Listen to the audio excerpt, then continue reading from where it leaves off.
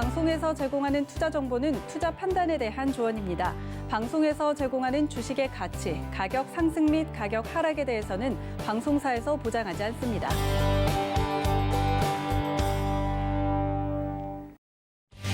안녕하세요. 수익률 대격돌 2부 진행의 저는 도하나. 박혜진입니다. 네, 오늘도 도팀과 박팀으로 나뉘어서 수익률 대결 펼쳐볼 테니까요. 여러분들 아직도 어떤 팀에게 투표를 해야 될지 못 정하셨다 하시는 분들 끝까지 집중해 주시기를 바랍니다. 자, 화요일에 기대되는 두 전문위원님이시죠. 박원재 위원님과 우리 정재훈 위원님 다시 인사드리겠습니다. 위원님들 안녕하세요.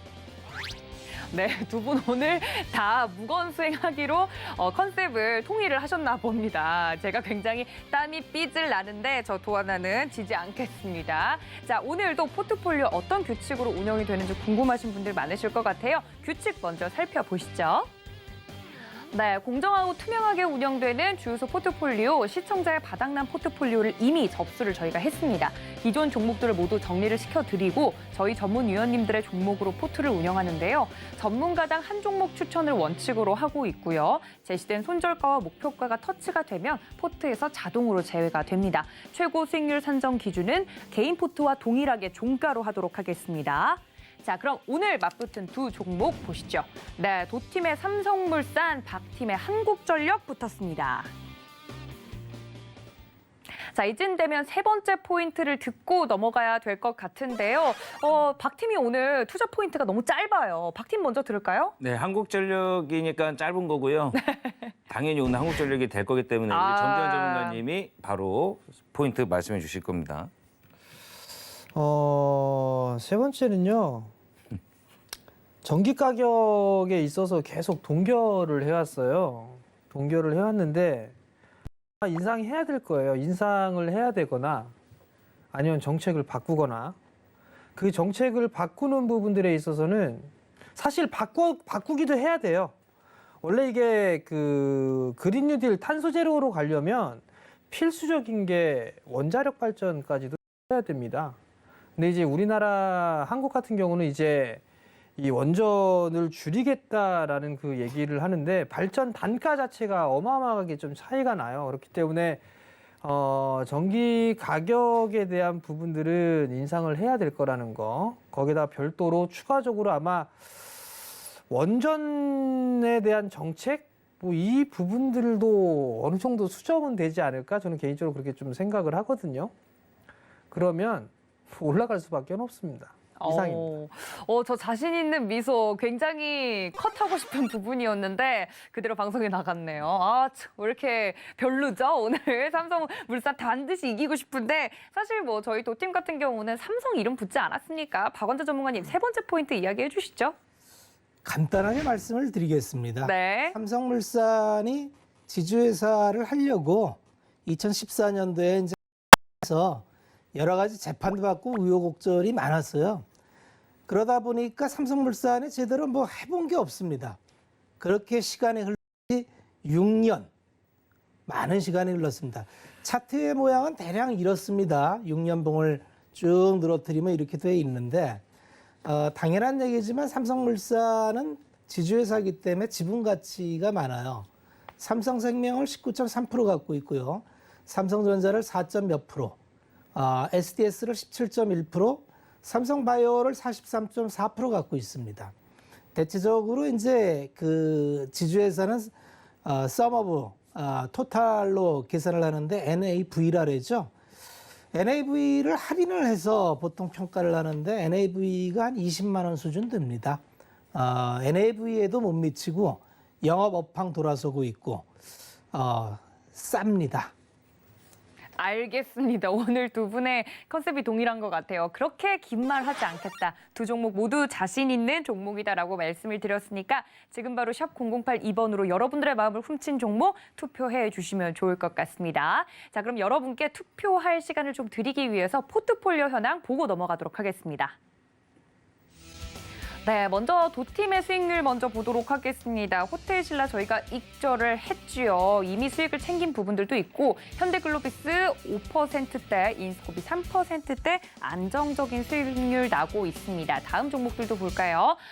대우조선해양 정말 효자 종목입니다. 32.13% 지금 현재 나고 있고요. 넥스티는 볕들 날이 올 것이라 믿어 의심치 않습니다. 자, 복구 금액도 보도록 할까요? 복구 금액 얼마 남지 않은 것 같은데 영차 복구 금액 좀 저희가 열심히 늘려가도록 하겠습니다. 좀 눈물이 나는데. 자, 그럼 박팀도 바로 보도록 하겠습니다. 자, 박팀 같은 경우는 포스코 익절을 했고요. 동신건설은 목표가에 달성이 돼서 수익률을 챙긴 부분이 있습니다. 하지만 빅텍이 도팀을 열심히 도와주고 있고 한국타이어앤테크놀로지와 모비스도 현재 마이너스 1%권에서 움직이고 있는 모습입니다. 다음 종목들도 볼까요? 네, 젠큐릭스가 7.73%, 현대코퍼레이션 오늘 슈팅이 나오셨네요. 9.51%, 오리온홀딩스도 우리 오늘 정재훈 위원님께서 저번 주에 가지고 나오셨던 종목이죠. 8%대 수익률 보이고 있는 모습입니다. 네, 총 복구금에 박팀이 조금 더 앞서고 있지만 저희 두 팀 지지 않도록 하겠습니다. 자, 이렇게 팀 포트폴리오까지 봤으면 개인적인 포트폴리오도 보고 넘어가도록 하겠습니다. 현대제철이 두 팀 포트에 있어야 했는데 28.4% 지금 현재 너무 잘 가고 있는 모습이죠. 편입은 되지 못했습니다. 현대글로비스도 편입이 된 상태에서 효자 종목으로 보이고 있고요. 자, 정재훈 위원님의 종목도 보도록 하겠습니다. ISC는 편입이 안 돼서 다행입니다. 오리온홀딩스 대신 8% 편입이 된 상태로 움직이고 있는 모습이고 도화 엔지니어링도 오늘 11% 두 자릿수 수익률을 냈네요. 자, 이쯤 되면 이 수익률을 보고 박팀에서 콧대가 높아졌을 것 같긴 합니다. 박팀 포트 보니까 어떠세요? 일단 지금 저희가 이제 요 전문위원님들께서 처음 이렇게 해보시는 거라 가지고 네. 이제 익절 제도를 좀 만들어 가지고 개인 포트는 항상 익절과 상관없이 목표가까지 가는 거고요. 네, 맞습니다. 운영 포트에서는 익절을 하면 이제 수익금을 챙기는 걸로 갈 거니까 많은 분들 재밌게 시청해 주시면 될 것 같습니다. 네. 마지막 저희 한 번의 이야기를 들어야 될 것 같은데 삼성물산과 한국전력 아직도 헷갈린다 하시는 분들 많으실 것 같습니다. 마지막으로 우리 종목이 왜 좋은지 한마디 들어보도록 하죠. 박원재 전문가님, 저희 두 팀 좋은 종목 많이 필요합니다. 삼성물산 왜 편입이 돼야 하는지 알려주시죠. 배당이 많이 들어옵니다. 삼성의 이제 배당 확정이 됐죠. 삼성전자는 앞으로 지속 가능하게 고배당을 해야 됩니다. 왜 그러냐면 상속세 납부를 배당금을 통해서 내야 돼요. 삼성물산은 그 수혜를 그대로 받을 겁니다. 여기에 더해서 이제 본업인 그 영업이익 체력이 올라옵니다. 현금이 이렇게 돌아서는데 고민할 이유가 있을까요? 저희 박원재 전문가님 카리스마 보셨어요? 네, 오늘 컨셉 제대로 잡으셨습니다. 그다음에 우리 정재훈 위원님도 질 수 없습니다. 한국전력 당연히 오늘 이길 거지만 마지막 포인트 부탁합니다. 이게 뭘 얘기를 해야 되지? 지금 변동성이 좀 있어요. 거기에 딱 맞는 종목이에요. 끝인가요? 네. 알겠습니다. 아니, 저건 자신감인가요? 아니면 뭔가요? 어차피 투표 결과 빨리 보시면 알겠지만 한국전력 오늘 아마 이길 것 같습니다. 네. 박팀의 콜을 납작하게 해주고 싶은데 아쉽게도 지금 문자 투표가 종료가 됐다고 합니다. 과연 오늘 시청자분들은 어떤 종목에 손을 들어주셨을지 화면으로 함께 보시죠.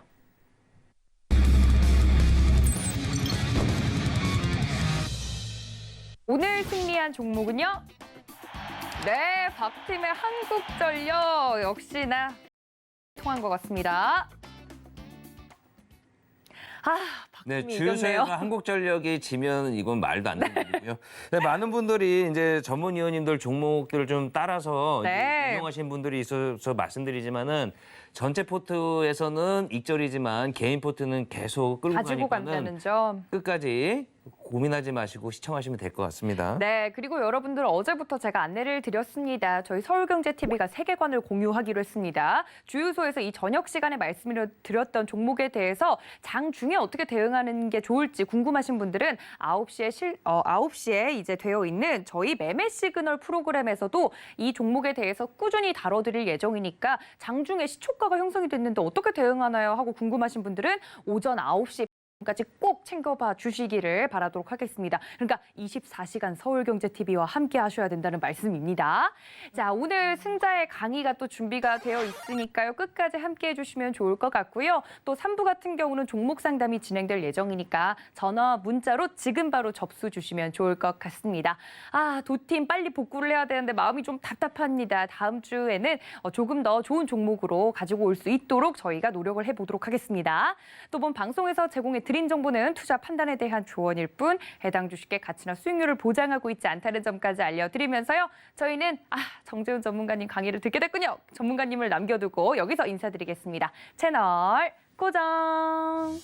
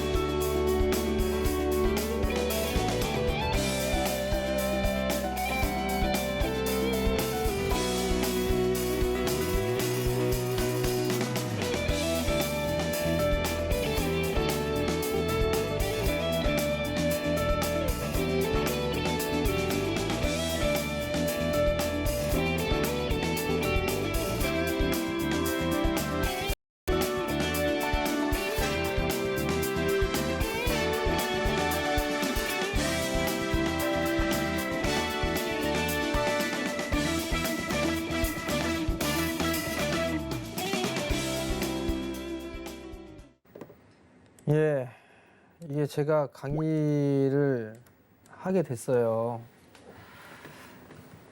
삼성물산 참 좋은 기업인데 저는 사실 이게 내심 선택이 안 될 거라는 확신을 갖고 있었어요.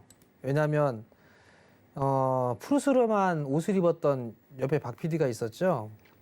박 PD가 좀 저질러 놓은 그런 부분들이 있어서 그래서 요번에는 선정이 안 되겠구나 그런 확신이 좀 있었어요. 근데 어찌됐든 간에 선정이 됐으니까 투자 포인트라든가 이런 부분들을 아마 좀 말씀을 먼저 좀 드리도록 할게요. 처음 시청을 하시는 분들이 좀 계실 거예요. 그러니까 하나씩 다시 한번 좀 말씀을 좀 드려볼게요. 최근에 시장의 흐름들을 좀 보게 되면 IT 섹터가 좀 약한 그런 모습들을 보여주고 있는 대신에 원자재 가격이 상승을 하면서 수혜를 받는 기업들이 움직이고요. 그리고 두 번째는 정부 정책에 대한 수혜를 받는 기업들이 움직이고 있어요. 그리고 세 번째 같은 경우는 이제 저PBR 종목군들이죠. 뭐 라든가 이런 기업들이 움직이고 있어요. 그럼 결국 이게 산업재 쪽 섹터들이 다 움직여주고 있는 그런 상황들이죠. 조선 쪽도 마찬가지로 올라가고 있고요. 또 외적으로 은행이라든가 보험 쪽에 있는 종목군도 금리 인상에 대한 얘기들이 좀 나오면서 상승을 해줬단 말이에요. 근데 최근에 가장 강하게 움직였던 부분이 철강 쪽이에요. 이들 종목군들의 공통점을 보면 실적이 좋아요.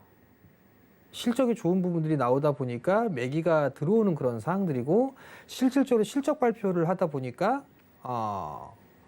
예상보다 더 좋게 나오는 서프라이즈가 좀 많다라는 그런 부분들이 있어요. 근데 이 한국전력 같은 경우는 저평가되어 있다라는 그런 부분들을 좀 말씀을 좀 드리는 게 주당 자산 가치를 한번 보게 되면 주당 자산 가치가 10만 원대예요. 10만 7천 원대. 그러면 지금 PBR로만 따져봐도 0.3배가 되지를 않아요. 그렇기 때문에 지금 시장에 있어서 대안이라고 좀 볼 수가 있는 그런 사항들이고, 그러면 결국은 못 오른 기업들이 움직임이 좀 나올 수가 있을 거예요. 근데 여기서부터 이제 좀 고민을 해 볼 수 있는 그런 부분들은 안전마진이라는 표현을 저희 가족분들한테 좀 많이 쓰는데, 그럼 얘를 버틸 수 있는 근거가 뭐냐? 배당이에요, 배당. 작년에 4.44%의 배당 수익률이 좀 나왔었어요. 그러면 은행 이자보다도 일단은 높아요. 그죠? 은행 이자보다도 높고 배당락 당시의 주가보다 지금 주가는 더 싸졌어요. 그럼 배당은 조금 더 나올 수도 있겠구나. 그 부분도 좀 생각을 해볼 수가 있겠죠. 물론 실적에 대한 부분들을 고민해 볼 필요성은 있어요. 실적에 대한 전망이나 이런 부분들을 보게 되면 작년에 지금 4조대였었어요. 근데 올해 보니까 2조대로 반토막이 날 걸로 예상을 하고 있단 말이에요. 근데 여기에서 제가 말씀을 좀 드리는 부분들이 뭐냐면 전기 가격에 대한 인상 이 부분들을 예상을 하고 있어요. 그 이유는 그린 뉴딜 신재생 에너지로 하면서 풍력이라든가 태양광 쪽이라든가 이런 쪽에 있어서의 단가가 원체 높아요. 원체 높았던 그런 상황이 되다 보니까 수익성은 떨어질 수밖에 없어요. 가장 효율적으로 할 수 있는 거는 원자력이에요. 근데 원자력에 대한 부분들이 있는데 우리나라는 지금 원전 쪽에 있어서 폐쇄를 계속적으로 나오고 있는 그런 상황들이란 말이에요. 물론 이 선진 시장의 유럽 쪽의 데이터를 보고 유럽 쪽의 정책적인 부분들을 어느 정도 도입을 해서 얘기를 한 것 같아요. 근데 미국 쪽에서도 얘기가 나왔어요. 탄소 제로로 가는 부분들에 있어서는 그린 뉴딜과 완전히 필수다라는 그 얘기가 좀 있었어요. 그리고 두 번째는 일본이 됐든 중국이 됐든 유럽이 됐든 원자력 발전에 있어서 더 늘려나갈 계획을 잡고 있어요. 근데 우리나라만 원자력 부분들에 있어서 계속적으로 이거를 안 한다? 이렇게 고집을 할 수는 없을 것 같아요. 그럼 결국은 발전 단가나 이런 부분들에 있어서 높이지 않으려면 원자력 발전을 다시 도입해야 되는 그런 부분들이고, 실제로 우리나라의 과거에 보다 원자력 발전에 있어서의 가동이나 이런 부분들이 훨씬 더 늘어났어요. 그러한 부분들이 있기 때문에 향후에 대한 부분들이지만 원자력 발전에 있어서의 수혜를 좀 받을 수도 있다. 그건 좀 먼 미래예요. 그리고 두 번째는 전기 가격이 저는 인상될 거다라고 예상을 하고 있어요. 원자재 가격 다 올라가요. 버스 요금 올라가고 있고 식품 가격 올라가고 있고 다 올라가요. 다 올라가는데 전기세만 못 올라갈까요? 그렇지는 않을 것 같아요. 정책적인 그런 변화 부분들, 뭐 이런 부분들로 해서 전기를 많이 쓰게 되면 거기에 있어서 플러스 알파적인 요금을 더 추징한다든가 어떤 대체할 수 있는 만한 대책이 나오지 않을까 싶어요. 그러면 한국전력의 수익성은 조금 더 좋아질 수 있지 않을까 싶어요. 그럼 그 부분 맞물리면서 시장의 이 수급적인 부분들이 좀 개선될 수 있지 않을까라고 좀 보여지고요. 그러면 주가가 좀 많이 올랐느냐를 봐야 되는데, 그건 뭐 차트를 좀 보면 알 수가 있죠. 12월 달까지 많이 올랐어요. 그리고 난 이후에 주가가 빠지는 그런 모습이었어요. 과거에 이 상승에 있어서의 조정은 어느 정도 마무리가 된 그런 사항들이고, 주가에 있어서의 저점은 나오지 않았나라고 좀 판단이 돼요. 그렇기 때문에 이러한 부분들에 있어서의 매수 포인트는 좀 충분하지 않을까? 뭐 그렇게 좀 예상을 하고 있고, 주가의 위치를 봐도 바닥권역에 있는 그런 상황인 만큼 크게 신경을 안 써도 되지 않을까 싶어요. 즉 내가 예를 들어서 1억이라는 돈이 있어요. 1억이라는 돈이 있는데 은행에 적금을 넣어봤자 1%대였어요. 세금 제하고 나서 1% 초반. 근데 한국전력 갖고 있으면 4%대. 은행 이자보다 거의 뭐 3배죠. 그러면 굳이 은행에다 넣어둘 이유가 있을까요? 전 그걸 여러분들께 묻고 싶습니다. 물론 한국전력보다 더 배당이 많이 나오고 더 좋은 기업도 많아요. 근데 어찌됐든 간에 그래도 안정적인 수익을 낼 수 있는 그런 기업이 한국전력이 아닌가 싶어요. 지금 시장에 있어서 변동성이 좀 많이 나오고 있고 시장이 좀 뒤숭숭하고 그런 부분들일수록 오히려 좀 안정적인 부분들을 좀 말씀을 드려야겠다라는 생각에 이 한국전력을 좀 말씀을 드리는 거니까 잘 한번 매수 포인트를 좀 잡아보면 좋지 않을까. 그렇게 좀 말씀을 드리도록 하겠습니다. 가격적인 전략을 좀 말씀을 드려봐야 될 것 같은데요. 24,400원? 뭐 24,400원 이하는 사실 매수를 해봐도 괜찮을 것 같아요. 오늘 종가보다 100원 빠질 때인데요. 24,400원 이하로 분할 매수 포인트를 좀 잡아보면 그래도 괜찮지 않을까라고 좀 판단이 되고요. 목표가는 뭐 작년에 앞자리 숫자가 한번 잠깐 바뀌었다가 내려왔는데요. 이거는 바뀌어야 되겠죠. 앞자리 숫자는 뭐 35,000원 정도 때까지는 무난하지 않을까 싶고요. 손절 가격은 굳이 뭐 이 종목을 손절을 할 필요가 있을까라는 생각도 들지만 운영 원칙상 말씀을 좀 드려야 되는 그런 부분들이 있는데 2만 원으로 좀 잡았어요. 러프하게 2만 원 정도로 좀 잡았으니까 내일장부터 한번 관심 있게 보셨으면 좋겠습니다. 자, 일단 종목에 대한 부분들을 좀 마쳤고요. 오늘 아마 시장을 좀 보면서 좀 불안하다라는 생각을 많이 좀 하셨을 것 같아요. 저 또한 마찬가지고요. 시작하는 순간부터 욕을 하면서 시작을 했고 방송이 이 장이 끝날 때도 욕을 하면서 이제 마무리를 좀 졌는데 수급적으로 원체 안 좋았어요. 오늘 상당히 안 좋았어요. 상당히 안 좋았는데 대체적으로 이게 매도가 많이 나왔던 게 삼성전자, SK하이닉스, 오늘 상장한 SKIT 이쪽에 집중되는 그런 모습들 좀 보였거든요. 근데 이게 시장으로만 놓고 보게 되면 조금 이게 더 밀릴 수 있지 않을까? 그런 좀 예상이 들어요. 오늘 나스닥 선물이 지금 조금 안 좋아요, 보니까. 나스닥 선물이 좀 안 좋은데 잠깐 좀 차트를 좀 보면서 말씀을 좀 드려볼게요. 나스닥 시장인데 이게 어제 기분 나쁘게 빠졌어요. 2.5% 빠졌거든요. 이거 원래 이 저점 자리대 13,004짜리대 이 자리대를 깨면 안 됐었어요. 근데 이걸 깼단 말이에요. 그러면 얘기가 나올 수 있는 부분들이 쌍봉이에요.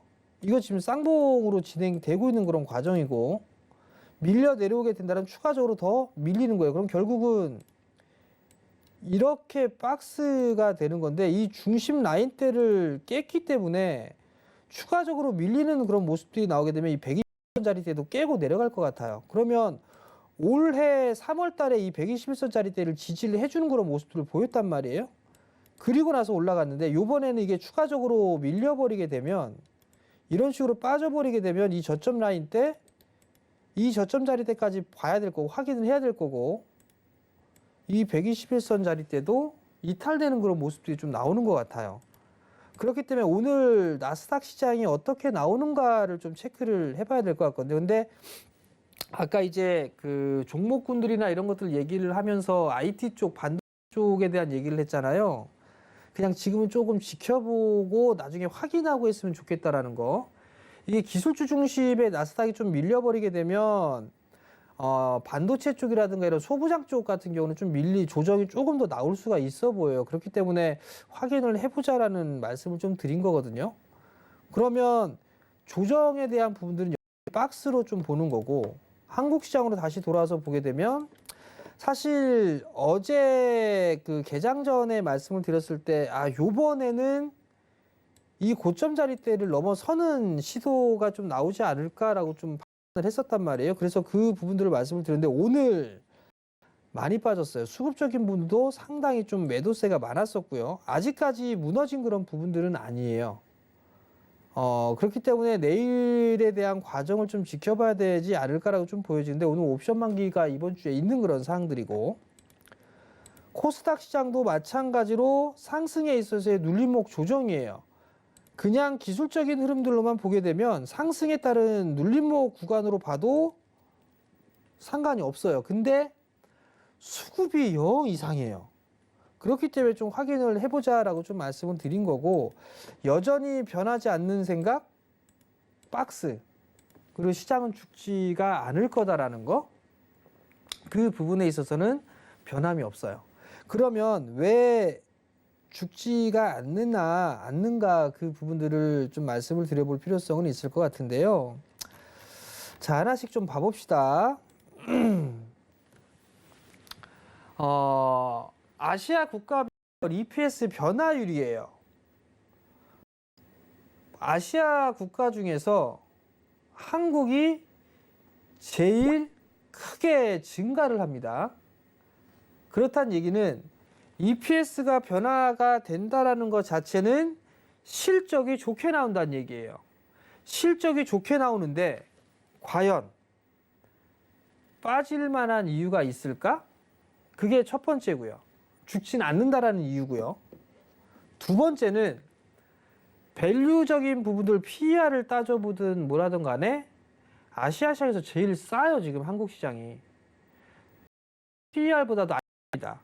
따져보니까 이제 13배 이하로 내려왔어요. 세계 평균 PER 19배 정도 수준입니다. 근데 지금 13배도 이하로 밀려 내려왔단 말이에요. 그렇기 때문에 시장은 좀 제한적인 그런 하락을 보이지 않을까? 그렇게 좀 예상을 하고 있는 그런 부분들이고요. 이 마찬가지죠. 11.8배까지 내려왔어요. 선행 PER이. 5년 평균 자리대보다도 지금 그 자리대에 있는 그런 사항들이에요. 뭐 말레이시아라든가 뭐 대만이라든가 인도라든가 5년 평균보다는 더 높은 밸류를 좀 받고 있는 그런 사항들이란 말이죠. 근데 한국은 올라간 것도 없어요. 실적은 좋아요. 실적은 좋은데 못 올라갔다라는 거. 그렇다는 얘기는 하락을 하는 그런 부분들에 있어서도 제한적이지 않을까. 그 부분들을 좀 말씀을 드린 부분들이고요. 실적에 있어서의 상위 업종을 좀 보게 되면 이 회색 막대기로 되어 있는 게 컨센서스 대비해서 발표한 실적의 비율이에요. 그리고 이 파란색 선에 되어 있는 게 컨센서스 대비 발표된 실적이에요. 그러면 화학, 철강, IT 가전, 기계, 뭐 기계는 빼자고요. 은행 같은 경우도 실적이 상당히 좀 좋게 나왔어요. 그러다 보니까 안 빠지는 그런 모양새가 나왔고, IT나 철강, 화학 이쪽을 보면 상당히 실적이 잘 나왔어요. 근데 IT는 일단 빠졌고 철강과 화학 같은 경우는 견조한 모습들을 보인단 말이에요. 그 부분들을 보게 되면 두 가지겠죠. 첫 번째, IT 쪽은 이미 선반영이 되어 있다라는 거. 많이 올랐으니까 쉬어가는 구간이 나왔던 거고, 대신에 이 쉬어가는 구간이 나오고 있으니까 뭔가 바톤을 이어받을 쪽의 섹터가 필요하고, 그러다 보니까 실적이 예상보다 더 잘 나온 철강 쪽과 화학 쪽의 흐름들이 좀 나왔던 거고, 거기에다가 더 추가적으로 좀 볼 수 있는 부분들은 자산 가치에 대비해서 저평가가 되어 있는 그런 상황이 되다 보니까 이쪽으로 매기가 많이 쏠려 나가는 그런 부분들이에요. 그러면 이들 기업들이나 업종군들의 실적 추이는 좀 계속적으로 확인할 필요성은 있어요. 물론 이들 기업들이 계속적으로 실적이 좋아지지는 않을 거예요. 어느 정도의 고점 징후가 나오거나 할 그럴 부분들은 있을 겁니다. 근데 저는 일단 철강 쪽 같은 경우는 단기 오버슈팅이 나왔다라고 좀 보고 있어요. 그렇기 때문에 조정을 좀 기다려보는 그런 전략이 좀 필요하지 않을까라고 좀 말씀을 드리는 이유가 바로 그것 때문이거든요. 그러면 철강이 쉬어가는 흐름들이 나오게 되면 그 다음은 뭐가 움직일까? 화학 쪽도 일단은 많이 올랐기 때문에 매물 소화 과정을 좀 거쳐야 되겠죠. 그러면 기대할 수 있는 부분들, 뭐 조선은 수주 산업이니까 수주가 계속적으로 늘어나는 그런 모습들을 보이게 된다면 조선 쪽도 움직임이 나올 수가 있겠죠. 또는 뭐 상사라든가 자본재들, 원자재 쪽 관련주들 이쪽도 물론 많이 올랐어요. 그러면 결국은 업황이라든가 이런 부분들을 보게 되면 내수 쪽, 그러니까 예를 들면 뭐 화장품이라든가 의료, 음식료 이쪽이 이제 최근 또 치고 나가는 그런 모습들을 보여주고 있단 말이에요. 그럼 그들에 있어서의 종목군들이 움직일 거고, 또 하나는 아까도 말씀을 드렸던 지주사가 안전마진을 받칠 수가 있던 게 저 PBR 종목에다가 플러스 배당까지 있어요. 안전마진이 있죠, 이 배당이라는. 그렇기 때문에 지난주에 말씀을 드렸던 게 오리온 홀딩스였었어요. 물론 그 전부터 말씀을 드려왔을 겁니다. 그러다가 눌림목 구간이다라고 판단을 해서 좀 말씀을 드렸던 거고, 그 부분들을 봤을 때 이 순환매가 계속적으로 좀 나오면서 시장을 받쳐주는 그런 모습들을 좀 보이지 않을까 싶어요. 분기별 영업이익 전망을 좀 보게 되면 올해 지금 1분기 때를 피크로 해서 증가율은 줄어들어요. 3분기 때까지. 전년 대비 증가율은 줄어들고 다시 4분기 때부터 회복을 해주지 않을까라고 좀 전망을 하고 있거든요. 그러니까 이 부분들은 기저효과죠. 작년에 안 좋았으니까. 기저효과에 대한 부분들이기 때문에 일단 감소가 됐다가 그리고 돌아서는 그런 모습들이 나오는 거고, 실적 같은 경우도 보게 되면 아직까지는 EPS 증가치가 1분기보다는 2분기 때 약간 좀 부족해요.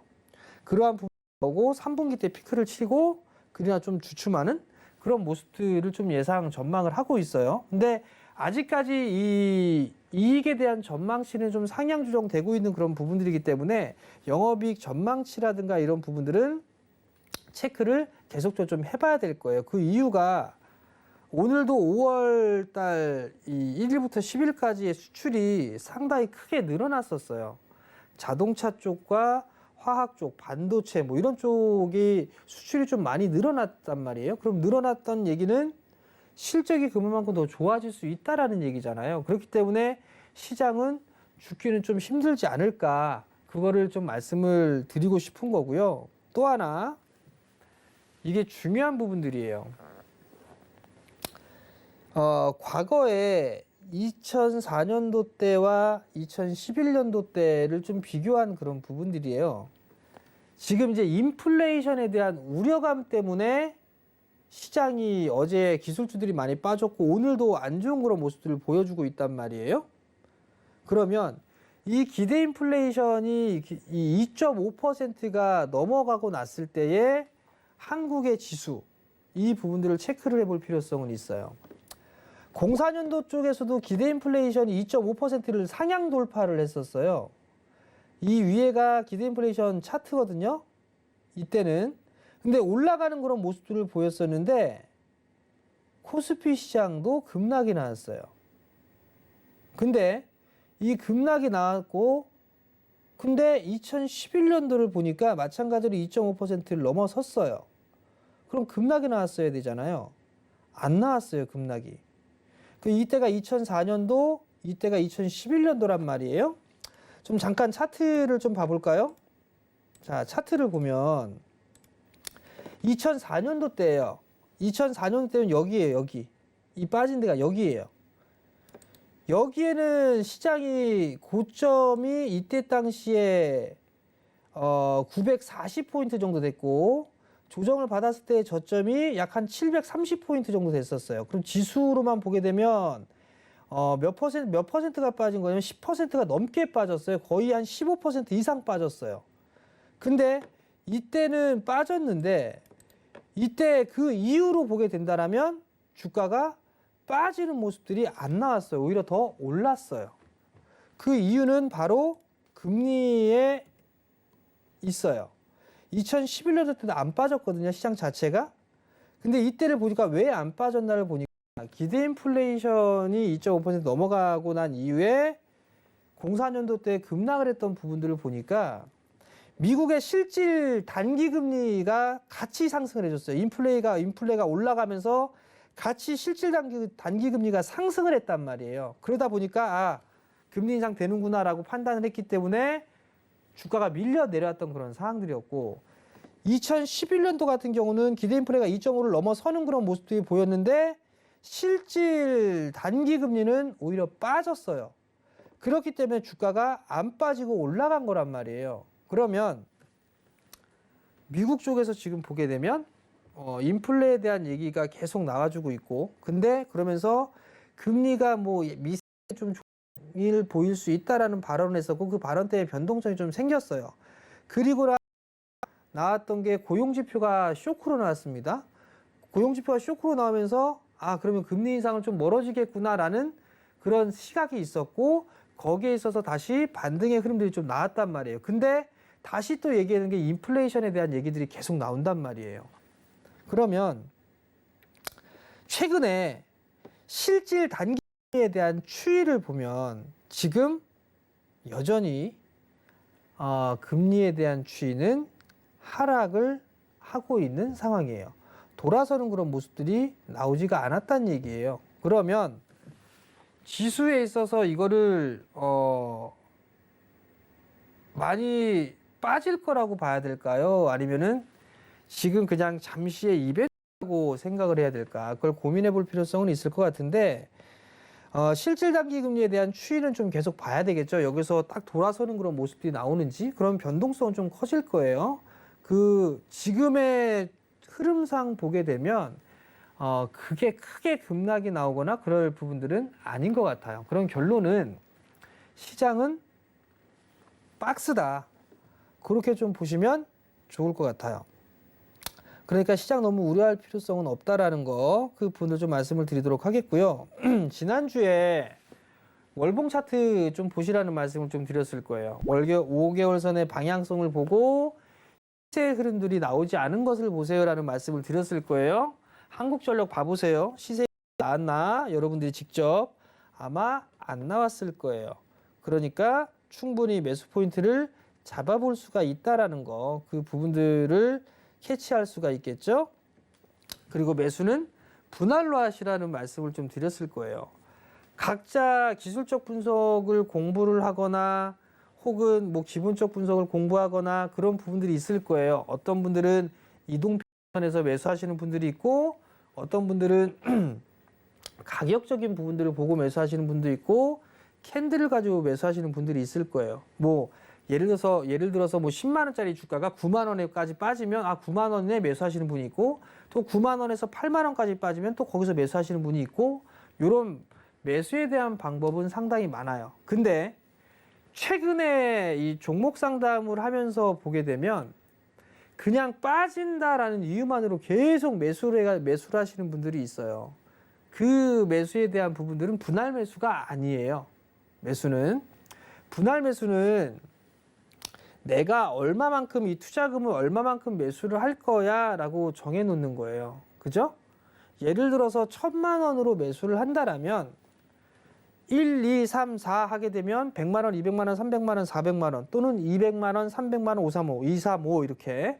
그럼 이게 합치면 1,000만 원이란 말이에요. 그러면 처음 매수할 때 100만 원, 그 다음에 매수할 때 200만 원 이런 순으로 매수를 하는 건데 무조건적으로 매수를 하는 게 아니라 차트를 보고 있다라면 이동평균선을 보고 있다라면 뭐 5일선에서 100만 원 했다면 11선에서 200만 원을 하고 21선에 300만 원을 하고 60일선에 400만 원을 하고 이런 식으로 하던가 아니면 10만 원짜리 주가가 만 원이 빠져서 9만 원이 되면 거기서 또 매수하고 9만 원에서 8만 원이 되면 또 매수를 하고 이런 식으로 분할로 정해놓고 해야 된다라는 거. 그 부분들을 좀 기억을 하시면 좋을 것 같고 여기에서 더 세부적으로 좀 말씀을 드리면 이거예요. 예를 들어서 매수를 하는데 13,000원대에서 매수를 해서 13,300원까지 분할 매수를 한다라고 하게 되면 나는 100만 원을 매수를 한다라고 가정을 했을 때는 이 한 호가에 다 사는 게 아니라 밑으로 내려갈 때 수량을 늘리는 거예요. 매수 금액을 점점 더 확 늘리는 거예요. 100만 원 하게 되면 처음에 5만 원, 7만 원, 8만 원, 10만 원 이런 식으로 밑으로 내려갈수록 매입 금액을 더 늘려버리게 되면 여기에서 매수를 하는 단가 또한 낮출 수가 있는 그런 상황이에요. 분할 매수를 한다고 해서 100만 원을 한꺼번에 매수를 하는 게 아니라 그 100만 원도 분할 매수를 좀 쪼개서 매수를 해야 된다라는 거. 그 부분들을 좀 기억을 하셨으면 좋겠습니다. 자, 차트를 좀 보면 차트를 보자라는 말씀을 드렸을 거예요. 6개월선의 방향성 뭐 괜찮고요. 시세 흐름들 안 나왔어요. 그죠? 그렇기 때문에 여기에서는 충분히 매수를 할 수가 있다라는 거, 그 부분들을 좀 기억을 하시면 좋을 것 같고요. 그다음에 지금 철강 쪽 섹터를 좀 많이 말씀을 좀 드렸던 부분들이 오버슈팅이다라는 그런 부분들을 좀 말씀을 드렸던 게 싸요. 싼 부분들인데 단계 너무 많이 올랐어요. 월봉 차트 이제 4개 만들어졌어요. 월봉 차트. 그죠? 현대제철 또한 마찬가지고요. 현대제철 또한 마찬가지로 월봉상 4개예요. 그죠? 동국제강 같은 경우 보게 되면 이게 장대 양봉으로 4개죠. 빠지면 동국제강이 더 많이 빠질 거예요. 변동성이 더 클 거예요. 왜냐하면 단기에 너무 큰 폭으로 상승을 했으니까. 그러면 이들 종목군들을 매수를 하는 게 마음이 편안할까? 아니면 못 올라가 있는 부분 종목을 매수를 하는 게 편안할까? 하이리스크 하이리턴을 바란다라면 올라가고 있는 그런 종목군들을 대응을 하셔야 돼요. 근데 많은 투자자분들이 대응을 못해요. 그러면서 수익을 많이 내길 바래요. 그럼 절대 그런 일은 있을 수는 없어요. 그러면 중간적인 타협점이에요. 첫 번째, 시세 차익을 낼 수가 있어요. 그러면 상승을 하게 되면 시세 차익을 낼 수가 있죠. 그게 첫 번째. 두 번째는 안전마진이에요. 나 그냥 은행 적금 넣어놓을래. 그것보다 더 많아야 돼요. 그럼 그런 종목군들은 한국전력 이외에 종목군들 많이 있다는 얘기예요. 그러면 제가 여러분들에게 나와서 사실 급등 나오고 있고 빡빡빡 올라갈 수 있는 그런 종목군들 위주로 말씀을 드리고 싶은데 말씀을 못 드리는 이유는 저도 대응 사람인지라 올라가길 바라는 거란 말이에요. 근데 올라가지 못하는 그런 부분도 있으니까 가급적 손절 안 하는 종목군들을 말씀을 드리는 거예요. 그러니까 그 부분도 좀 기억을 해보시고 참고를 좀 해보셨으면 좋을 것 같고요. 내일 시장 좀 변동성 나올 것 같아요. 그러면 내일이나 옵션 만기일 날, 그날 이틀 중에 하루가 단기 바닥이 좀 나올 가능성이 높아 보이니까 너무 크게 우려하지 말자. 그렇게 좀 말씀을 드리면서 마치도록 하겠고요. 그리고 아마 3부에 종목 상담이 좀 계속 이어질 거예요. 그러니까 종목 상담도 많이 신청해 주시고 시청 많이 해 주시고요. 저는 여기서 물러나고 다음 주 화요일 날 다시 찾아뵙도록 하겠습니다. 시청해 주셔서 감사합니다.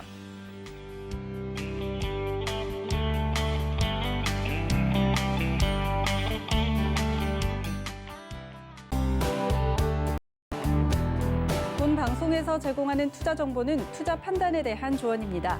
방송에서 제공하는 주식의 가치, 가격 상승 및 가격 하락에 대해서는 방송사에서 보장하지 않습니다.